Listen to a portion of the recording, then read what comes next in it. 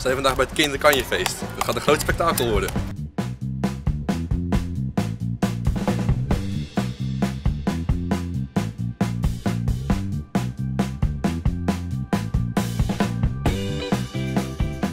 In de voorjaarsvakantie en in de herfstvakantie organiseren we dit al 10 jaar lang. Dus ja, we doen het heel graag en we hopen dat er veel kinderen komen. En dit jaar zijn we niet teleurgesteld. Oké, en dit jaar bestaan jullie 10 jaar. Wordt er ook nog wat extra aandacht aan besteed? Ja, we hebben daar inderdaad een feestelijk programma van gemaakt. En dat bestond eruit dat we een buikspreker, de goochelaar uitgenodigd hadden, Ben van Akker. En we hebben voor alle kinderen pannenkoeken gebakken. Dus na het afloop kregen alle kinderen pannenkoeken. Dat is smullen. En doen we de organisatie al lang? Ja, vanaf het begin. Dus 10 jaar geleden zijn we ermee begonnen. En samen met Aniek van Hanegem en Annemiek Pieters doe ik dat al 10 jaar. En we hebben heel veel medewerkers, zoals jullie wel gezien hebben. Want eigenlijk iedereen van de kerk heeft een rolletje. De een doet de koffie en de ander die ruimt op. Maar iedereen doet mee. En sinds het begin veel veranderd waarschijnlijk? Ja, dat klopt. Ja, je groeit erin. We hebben dingen aangeschaft zodat het allemaal wat professioneler en wat makkelijker werkt. Want in het begin waren we er veel langer mee bezig. Terwijl we nu al een vooraf programma hebben van hoe we het allemaal een beetje gaan organiseren. Dus ja, dat werkt natuurlijk allemaal makkelijker. We hebben nu een podium aangeschaft en zo wat makkelijker in te klappen is. Eerst leenden we dat. En ja, het gaat eigenlijk heel goed. We doen het met heel veel plezier.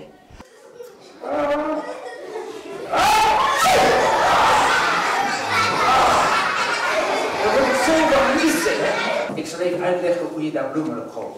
Moment, ik zal het even even stil zijn terwijl ik uitleg en zien hoe je daar bloemen op gooit. Nou, maar ik mag je de rode breinaald even vasthouden. Dan moet ik nog even zien wat ik neem me niet kwalijk. De blauwe breinaald vasthouden.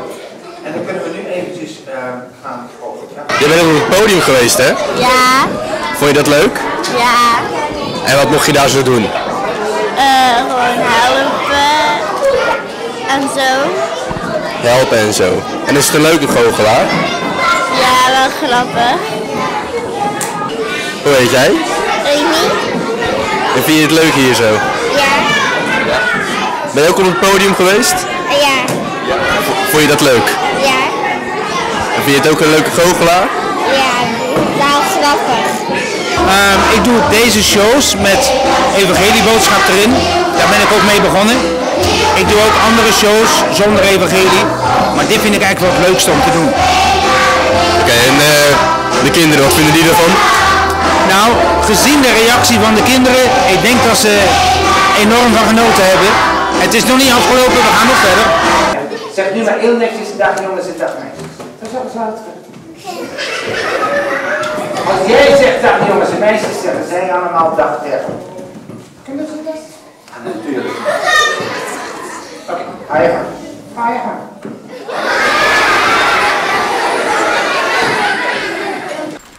Gezellig. Ja, het is heel gezellig. Ja. Doe je het wel vaker? Nou, doe je het wel vaker. En hoe lang sta je al op het toneel? Oh, sinds mijn geboorte. Hoe lang is dat geleden? Ruim 20 jaar. Ruim 20 jaar. Goh, man, ben je al zo oud? Dat zou je niet zeggen, hè? Nee, nee. Ik word niet ouder, jij wel. Oké, zo is het alweer goed. En jullie zijn altijd samen op het toneel? Ja, we zijn altijd samen. Ik ben ook wel eens alleen op toneel zonder hem. Het is wel kaal, hè? Ja, dat is heel kaal. Vind je dat dan niet eens, hè? Ja, ik vind het eigenlijk wel eens. Dan mis ik jou wel. En heb jij nooit aan gedacht, Daryl, om solo te gaan? Jawel, wel aan gedacht. Ah, heb je daaraan gedacht? En heb je het al geprobeerd? Jawel, Ah. En welke rol speelde je toen in het spel? standbeeld. Standbeeld. Ja, veel verder komen we niet, Daryl. Nee, want hij kan niet zonder mij, hè? Dat is jammer. Gezellig, ja. Maar het is gedaan. Dit was Kikker TV. Tot volgende week. Oh, ik heb het gezegd. Ja, je hebt het gezegd.